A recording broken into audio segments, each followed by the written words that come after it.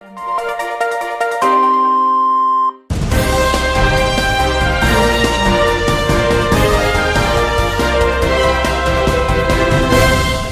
भी किया, अब लोगों ने सोच के ये सब सुविधाएं दी है, तो मैं इसलिए बहुत धन्यवाद आप सबको देने के लिए आज यहाँ आई हूँ कि एक एक कार्यकर्ता जहाँ जहाँ जो काम कर रहा है, कार्यकर्ता है नहीं कोई पार्टी नहीं, सामाजिक कार्यकर्ता जहाँ जो काम कर रहा है, जिस क्षेत्र में सजगता से कर रहा है, मैं उनको बधाई देती हूँ। आपके कारण आज महू स्टेशन भी उतना ही सुंदर बनेगा, इंदौर भी उतना ही सुंदर बनेगा, मगर रास्ते में बनने वाले छोटे छोटे स्टेशनों का भी आप जो ख्याल रख रहे हैं, ध्यान रख रहे हैं, तो एक पूरे विकास की गंगा इस क्षेत्र में बहेगी आप सब लोगों के कारण। हमारे महेंद्र भैया को जल्दी जाना है, समय पे आते भी है, मैं देर से आई